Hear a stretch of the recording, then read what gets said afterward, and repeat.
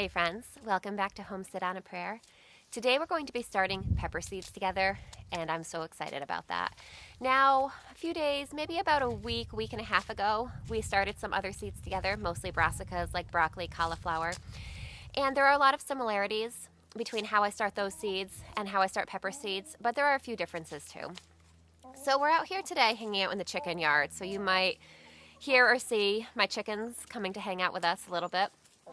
I've noticed around my house lately we've had a lot of hawks, more than normal. I think that their food's a little bit scarce this time of year, so I have only been letting my chickens out when I can actually hang out with them. It is a beautiful day today, much warmer than it has been. So I wanted to take advantage and start some seeds outside, and my chickens wanted to take advantage and come hang out with us in the yard while we start some seeds together. So a couple days ago, I filmed a video talking about all the different pepper varieties that I'm going to be growing this year. I'm not sure, you might actually see this video first.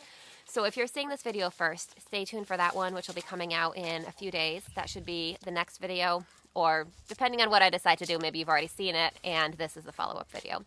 Either way, I'm not going to go over all the pepper varieties that I'm growing today because that's a separate video. So today we're just going to do a quick overview of starting these pepper seeds together. So let's just jump right in and I'll show you the setup I've got. Now I'm using the same type of tray with these little pots that we used to start the broccoli and cauliflower seeds together.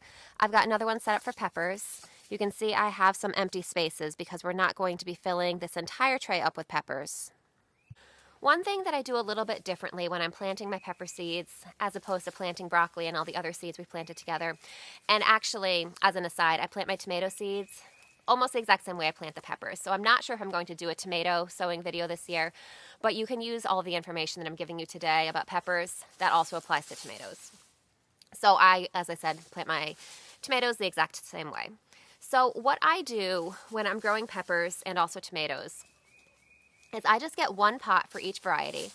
And I have, I think, 18 varieties of peppers that we're going to be growing this year.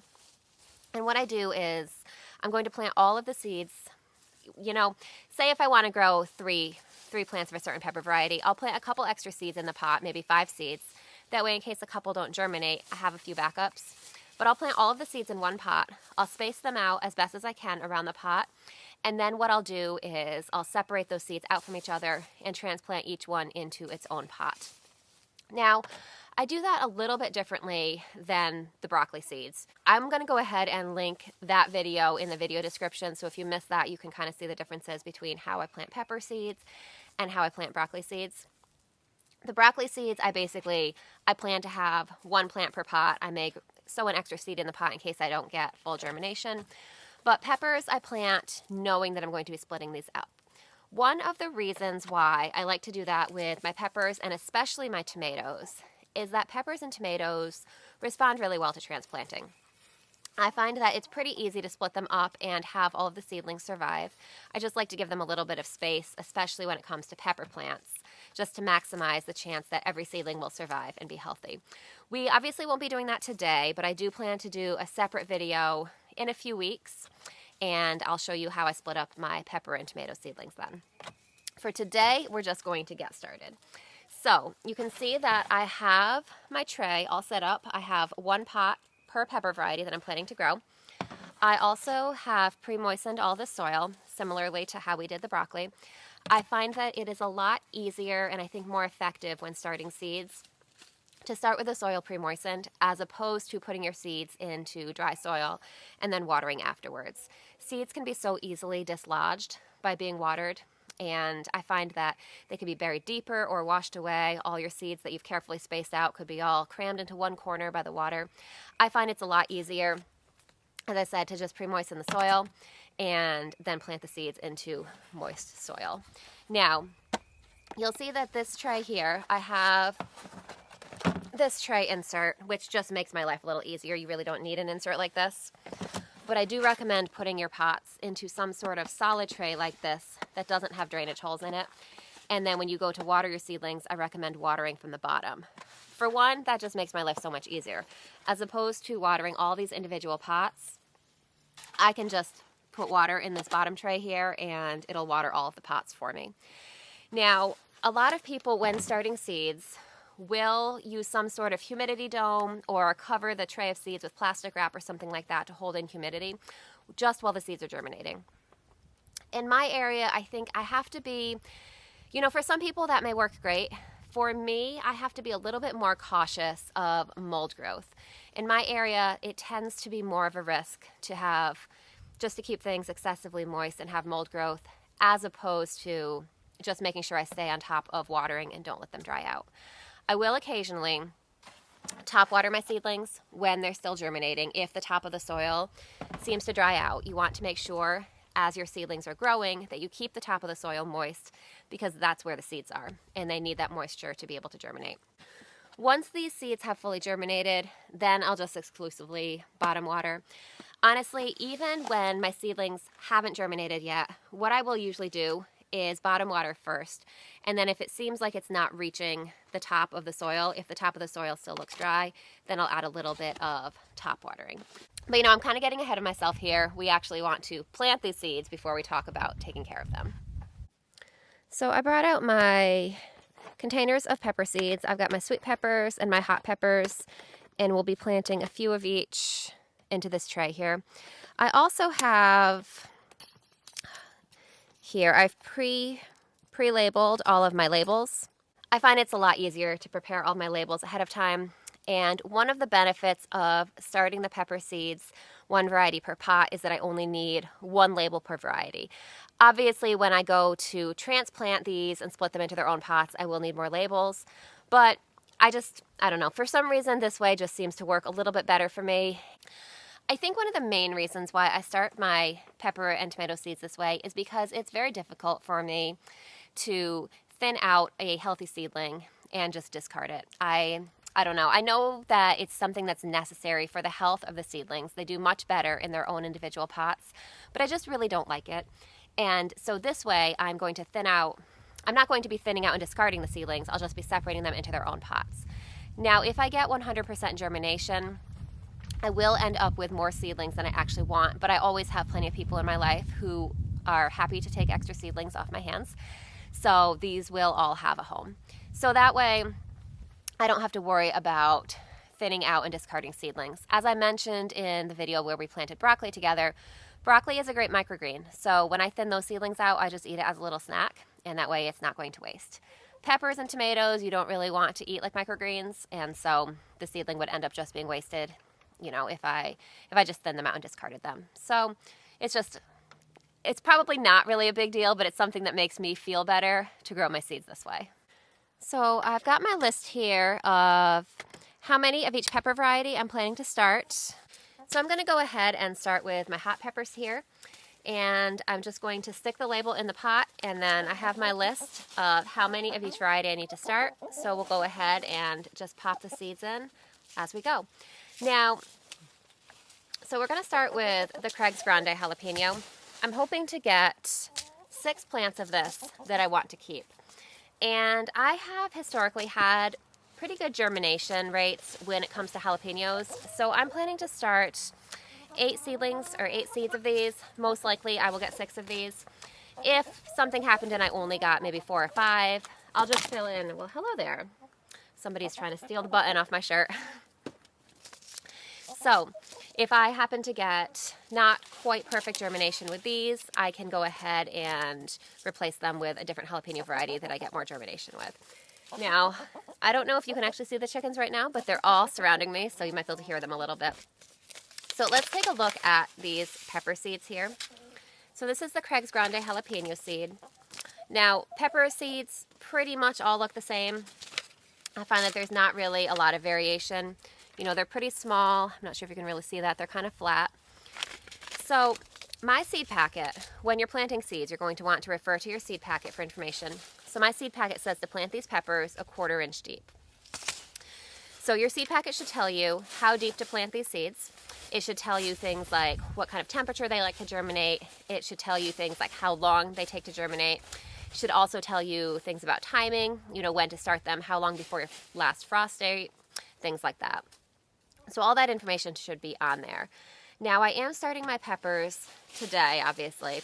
I'm going to be starting my tomatoes in probably about 2 weeks because I find that peppers take usually a little bit longer to germinate, and also they're a little bit slower to really get going than tomatoes. Tomatoes, I find, germinate really quickly for the most part, and then they grow really quickly.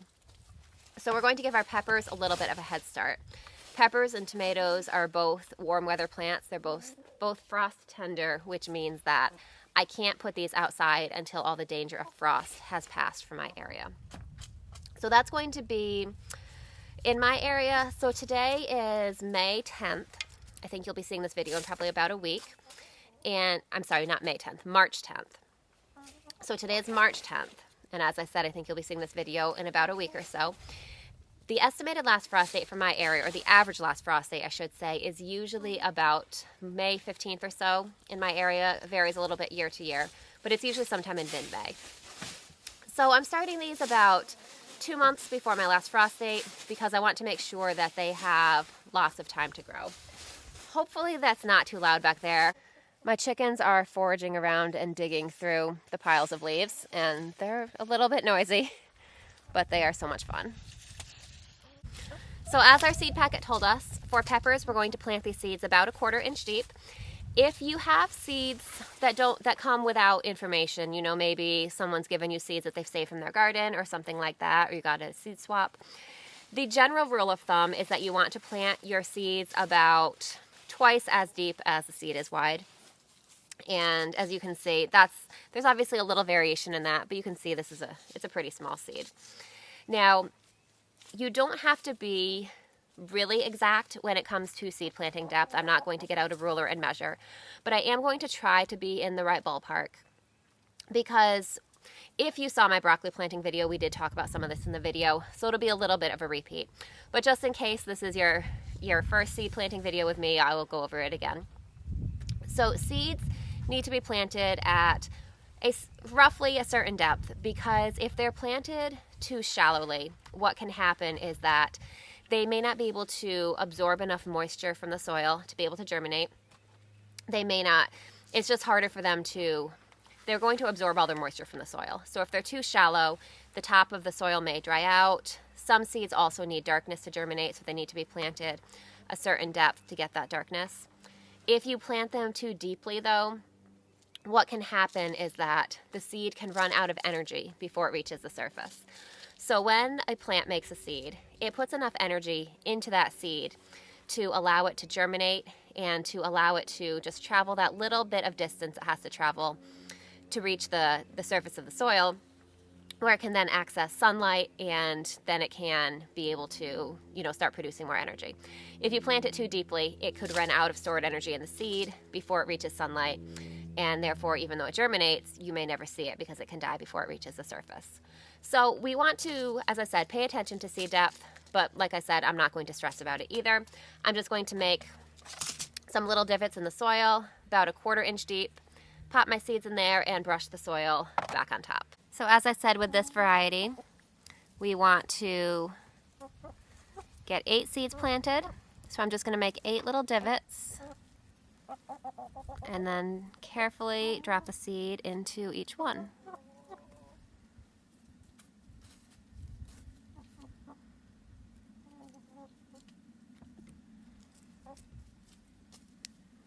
Just make sure that they're all pressed in, and we'll just go ahead and carefully smooth the soil back on top. So next I'm going to start some cayenne pepper seeds. I really only want 1 plant of this variety, so I'm just going to start 2 seeds, and I should get 1 to germinate. Cayennes are pretty prolific peppers, and so I don't use a lot of them either, so I find that 1 plant is really enough for my needs. And again, just like I did with the other one, it's a little more challenging with, a variety that I'm planting 8 seeds from. This one I'm only planting 2, so it's pretty easy to spread them out. My goal with planting them, it just makes them easier to separate if I give them a little more space, makes their roots less likely to get entangled with each other, and just makes for an easier transition when I pull them out of this pot and put them into their own pot. So we're just going to go ahead and get all these different varieties planted, and I'll meet you back here when we're done.